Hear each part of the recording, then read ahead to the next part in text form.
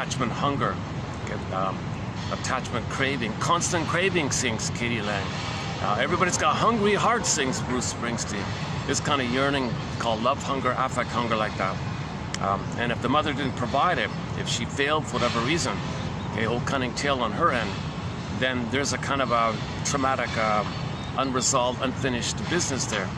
So when there's trauma, we have the unconscious hope for the fulfillment of old unfulfilled needs. So if a person meets somebody in the present that reminds them of the mother in some way, it flares up the wiring there. Now you transfer, you unknowingly think the person in the present is an emotional reincarnation of the mother in the past because the wiring is flared up. So the hope is there. That's the falling in love. That's the falling in love idea. Love at first sight, spellbound, like that. Because the wiring is triggered up. And embedded in the wiring is the blissful oneness the babies have with the mother, but it was unresolved. So he wants to pick up on development. He wants to have that continuity of the blissful oneness that the babies should have completed with the mother. So he looks to the girl for that. Enter Bruce Springsteen's song recently discussed, The Blind Spot. He was hoping for that kind of resolution of the oneness of the mother.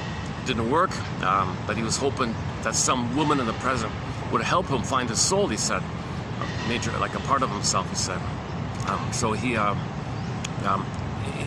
the fantasy is that we are in a state of the unconscious brain, okay, in the survival brain. It doesn't know time, just like iguanas don't know time. That part of the brain also doesn't know time. So all time is that time. So in that state of timelessness, there's this kind of timeless frozen thing going on where the baby didn't get his needs met, and there's a wiring that corresponds to that. And the babies need the experience of being loved. It's a relational thing. It's called a secure attachment style.